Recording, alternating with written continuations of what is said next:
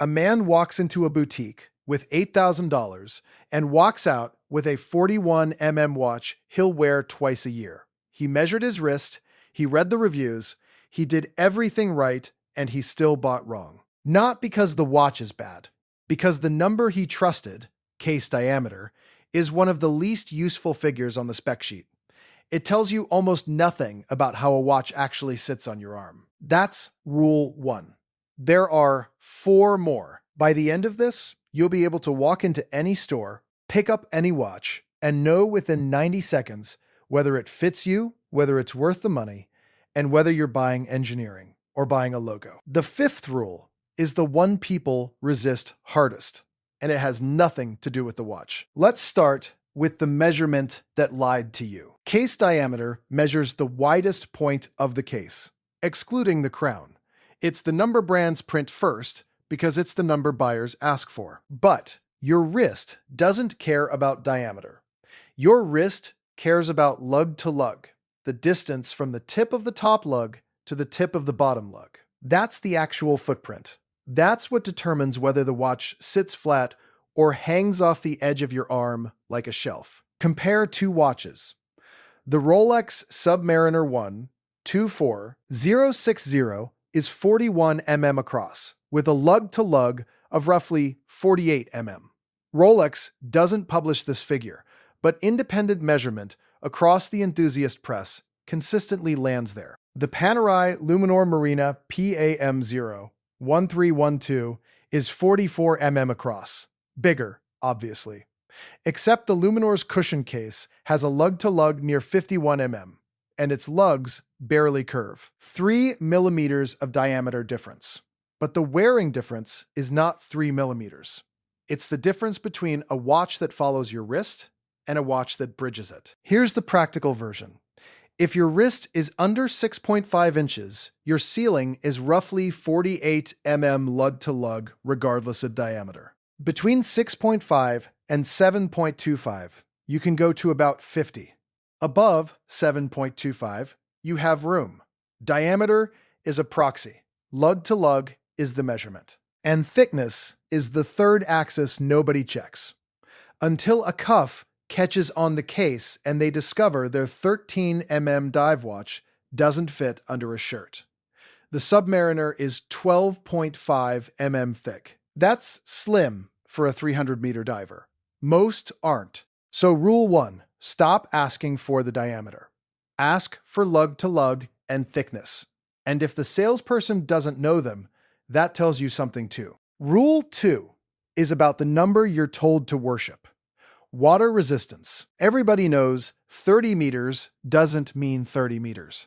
The standard, ISO 22810, tests static pressure, not swimming. But here's what most buyers get backwards. The failure point on a modern watch is almost never the pressure rating. It's the gaskets, and gaskets are rubber. And rubber ages whether you swim or not. A 100-meter watch with fresh gaskets is more waterproof than a 300-meter watch that hasn't been serviced since 2016. The rating on the dial is a factory claim about a new watch. It is not a claim about your watch, which means the useful question isn't how many meters. It's when was this last pressure tested? For a vintage or gray market purchase, that question is worth more than the entire spec sheet. Rule 3. This one costs people real money. The rule says, buy a watch that holds its value. It's repeated constantly, and it's the most quietly destructive advice in the hobby because it converts a purchase into an investment. And once you've done that, you'll never wear the thing. Look at what actually happened over the last 4 years. Between 2021 and 2022, secondary prices for Steel Sports Rolex, Patek Nautilus, and AP Royal Oak ran dramatically above retail. The Bloomberg Subdial Index tracked the top of that market and its subsequent decline through 2023 and 2024, with prices falling substantially from the March 2022 peak before flattening. People who bought at the top to hold value lost money.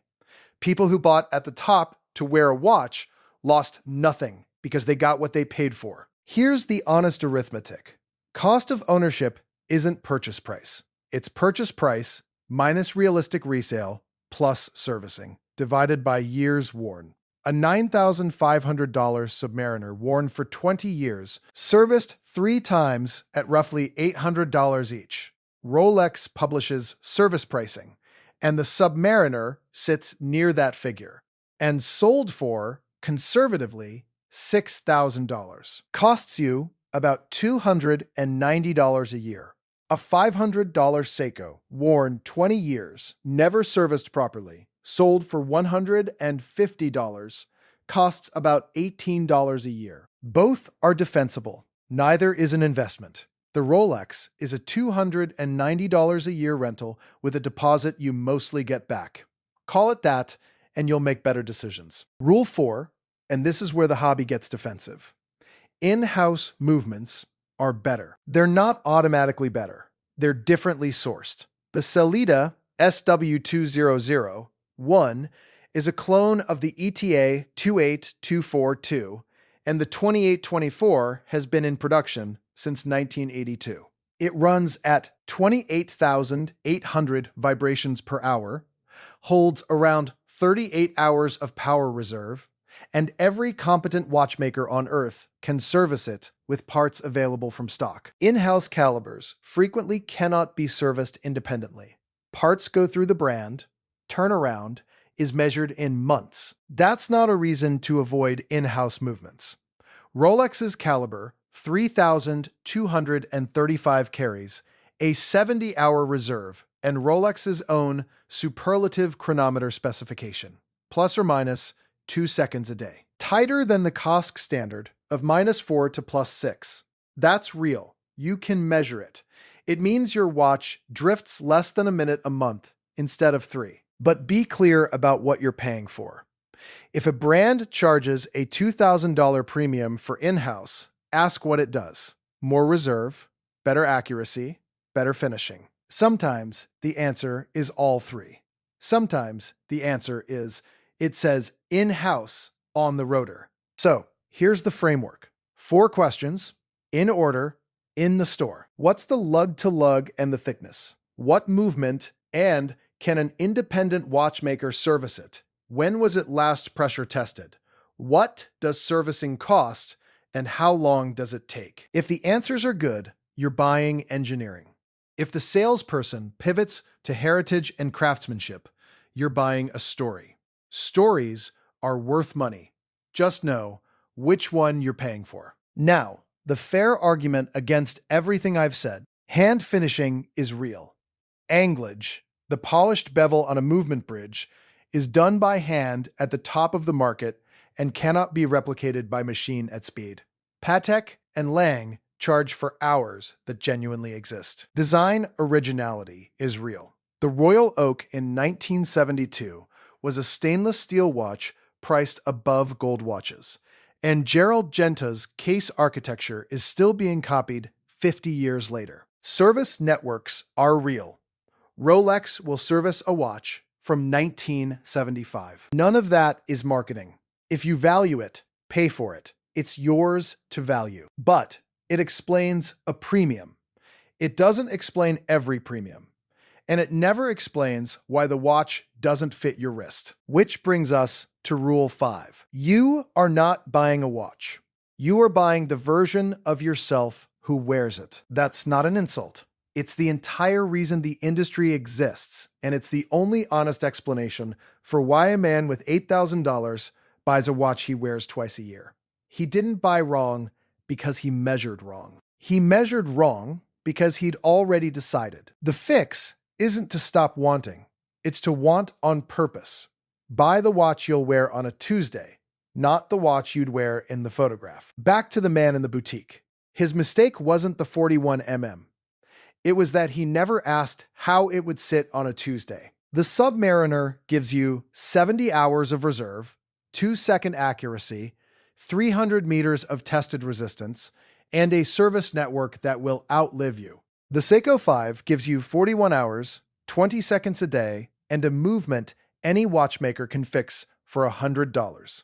Roughly half the Rolex premium is measurable: accuracy, materials, servicing, tolerances.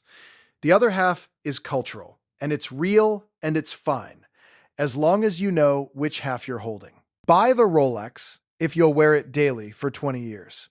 Buy the Seiko if you're still finding out what you like. Buy neither if you can't answer the four questions. The watch keeps time whether or not you were honest with yourself.